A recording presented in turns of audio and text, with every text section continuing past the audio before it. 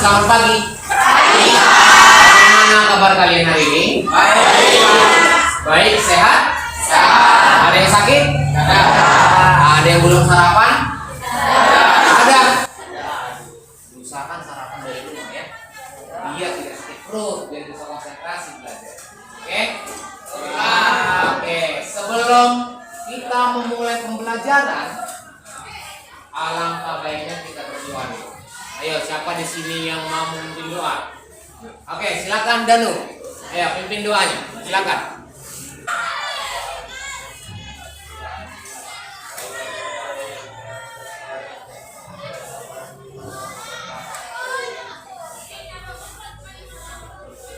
Amin. Oke. Sebelum kita memulai pelajaran tadi, kita diawali dengan berdoa. Oke? Hari ini Bapak akan mengabsen dulu. Mana tahu teman-temanmu ada yang belum datang, atau ada yang masih terlambat, atau ada yang sakit ya. Saya absen dulu ya. Oke. Saya mulai dari, kalau saya panggil, kalau memang datang, angkat tangannya dan katakan hadir ya. Oke, kita mulai. Abdi Kurniawan. Oke. Syafitri. Sakit. Ini sakit sudah berapa lama dia sakit? 2 hari. Yang terakhir Sekar. Oke, berarti dari 30 orang hanya 1 orang yang tidak hadir. Syafitri itu pun karena sakit ya. Pak akan menjelaskan dulu tujuan pembelajaran hari ini. Ingat ya, tujuan kita pembelajaran hari ini adalah menyajikan hakikat kedaulatan.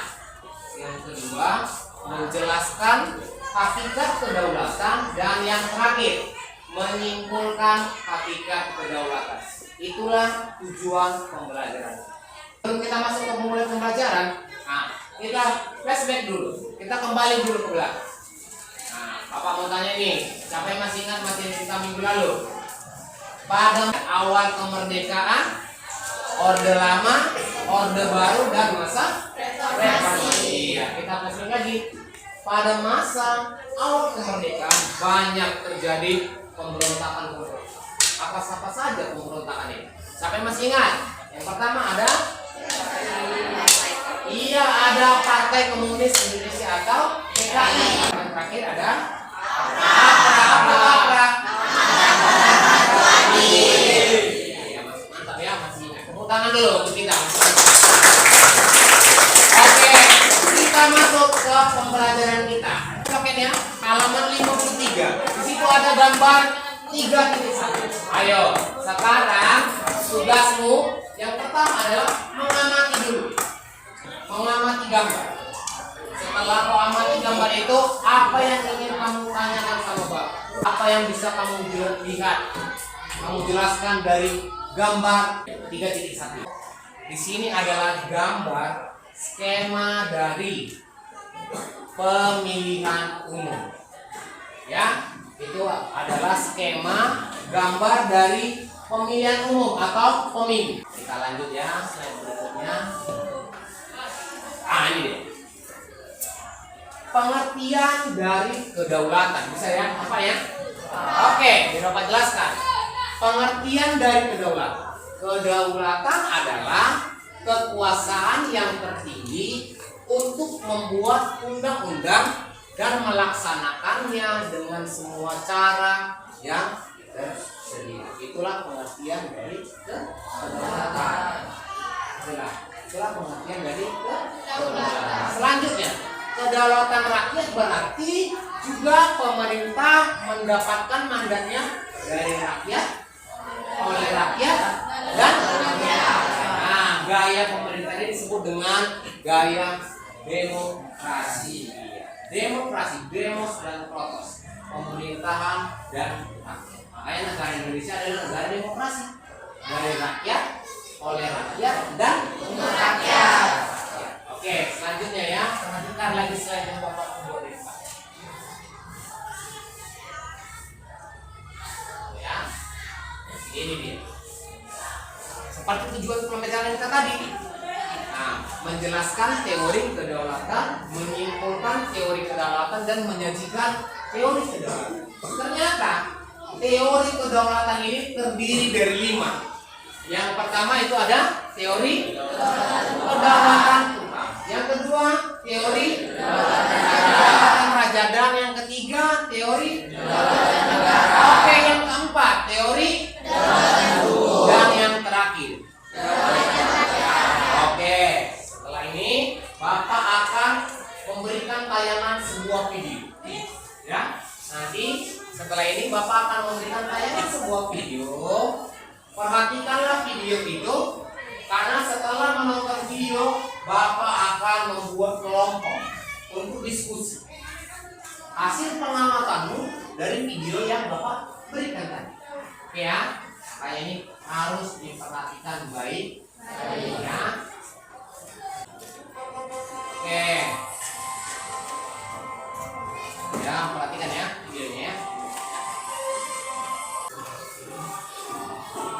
Sebagian kekuasaannya kepada penguasa yang dipilih oleh rakyat, dan penguasa tersebut harus melindungi hak-hak rakyat.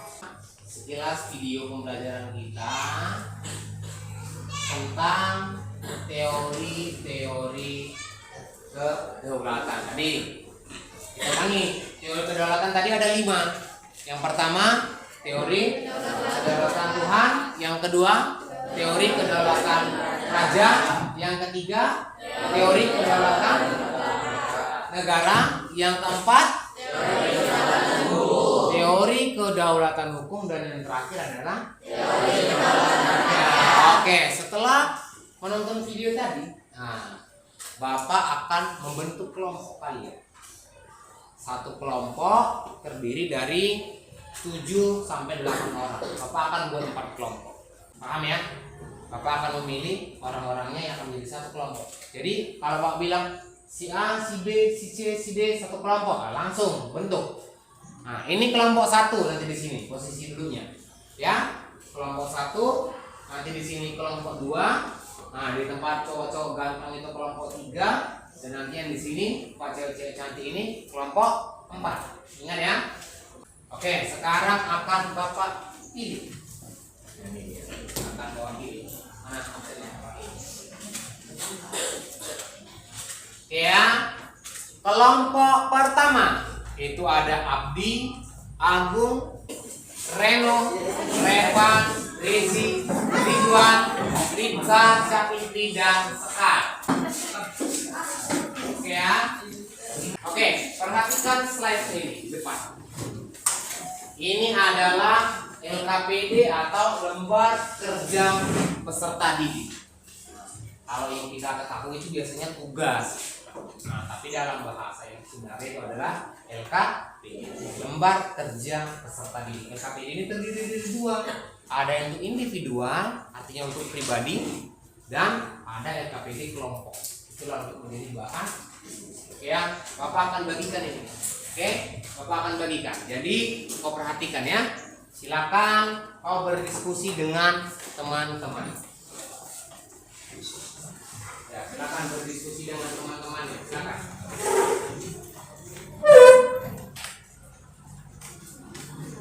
Ya.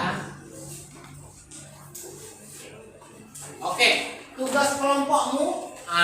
Untuk kelompokmu adalah yang pertama, carilah negara-negara apa saja yang menganut teori-teori tersebut. Oke ya, Bapak kasih waktunya hanya 15 menit. Berarti nanti jam 9 kurang 15 harus sudah selesai. Nah, karena setelah itu kalian akan mempresentasikan hasil diskusi kalian. Nah, akan kalian jelaskan hasil diskusi kalian ke depan. Lalu mana tahu nanti teman-teman kelompok lain ada yang ingin bertanya. Jadi kelompok yang maju harus langsung siap-siap. Diberikan pertanyaan langsung kamu jawab. Ya, karena mereka akan bertanya seputar dari diskusi kelompok kalian masing-masing. Begitu ya. Paham ya? Waktunya 15 menit. Kita mulai dari sekarang. Silakan. Ya, silakan.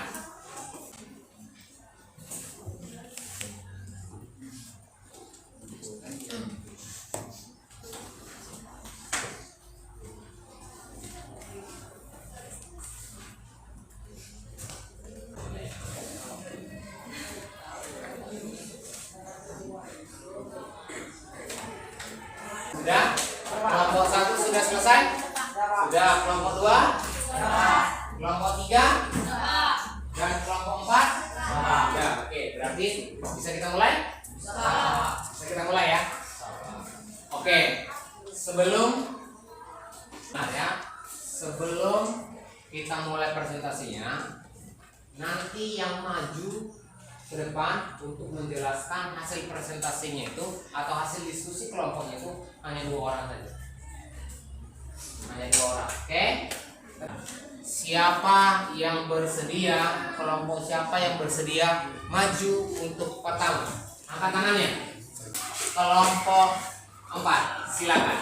Ya, silakan presentasikan hasil diskusi.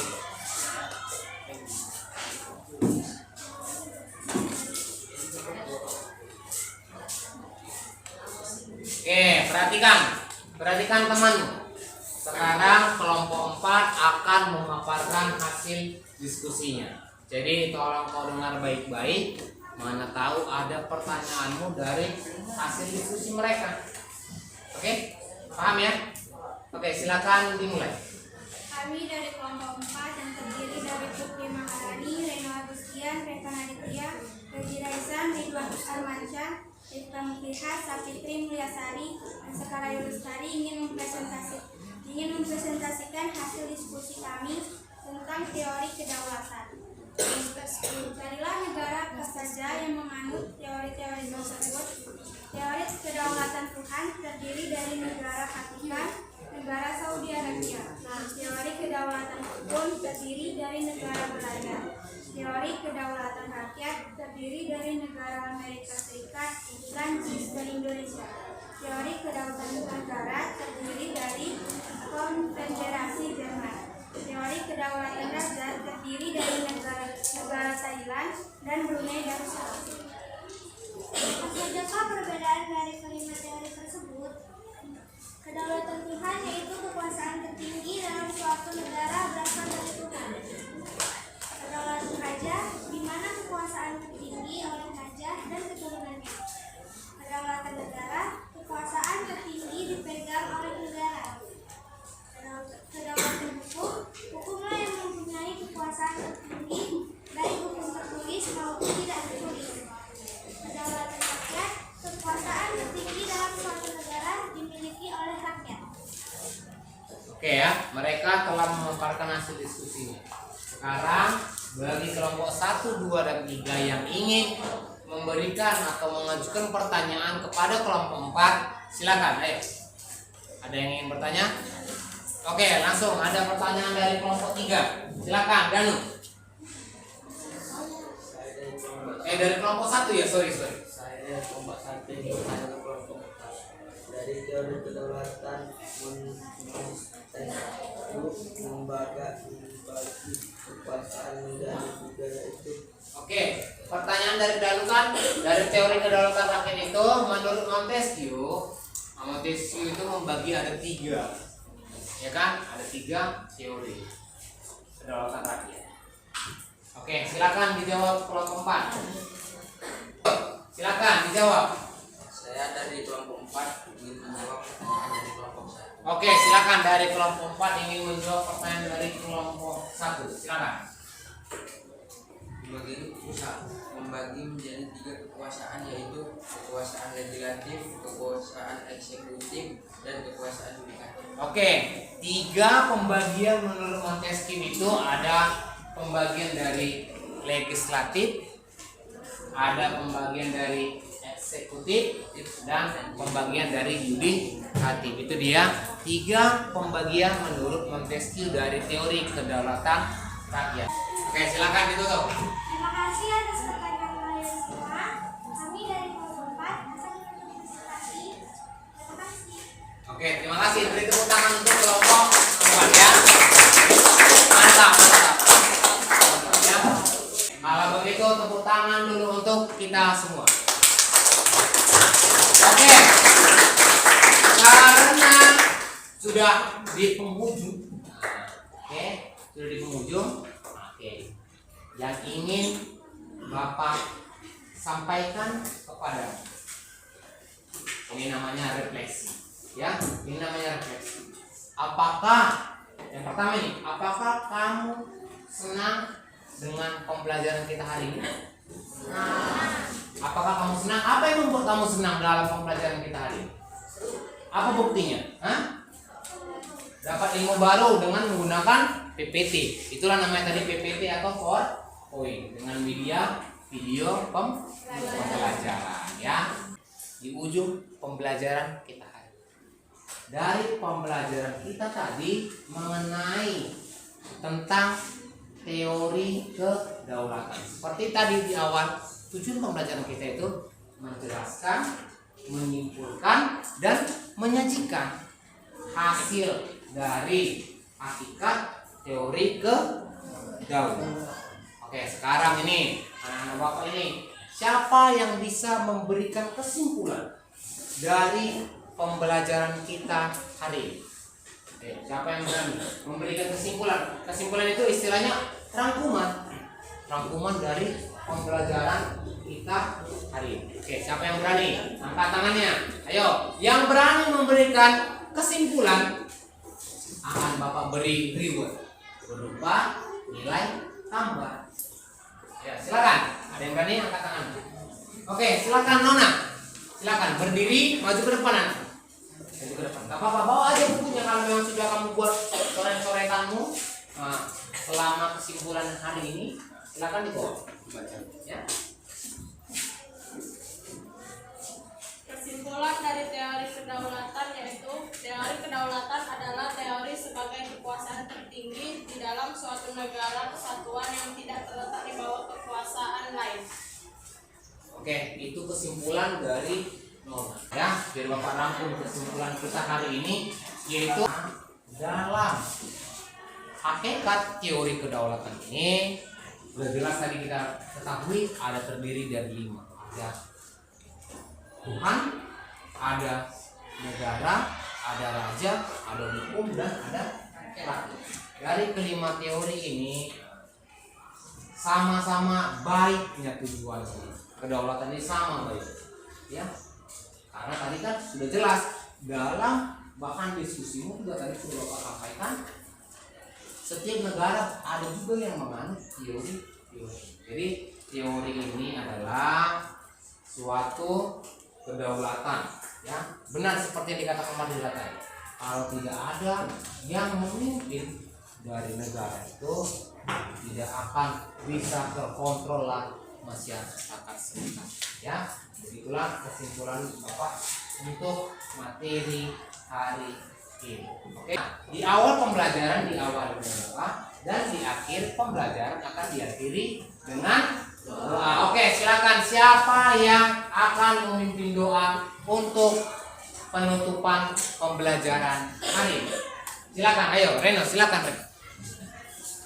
Selesai kita belajar, mulai kita berdoa menurut agama dan kepercayaan kita masing-masing, berdoa dimulai. Ya Allah ya Tuhan kami, semoga ilmu yang kami pelajari hari ini bisa bermanfaat bagi kami. Amin ya Rabbal alamin. Amin ya.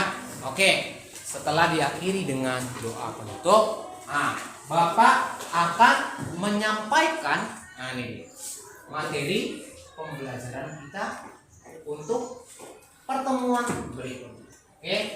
Oke, kalau begitu lihat buku paketmu di halaman 60. Halaman. Ya. Materi kita berikutnya itu ada di halaman 60, yaitu bentuk dan prinsip kedaulatan negara Republik Indonesia. Nah, ini kita akan membahas bagaimana sih bentuk kedaulatan negara di Indonesia ini. Tadi kan sudah kita ketahui, negara Indonesia itu menganut kedaulatan apa tadi? Kedaulatan rakyat dan kedaulatan hukum. Ya, Indonesia menganut. Nanti akan kita bahas di dalam pertemuan berikutnya. Kalau begitu, terima kasih. Selamat pagi anak-anak.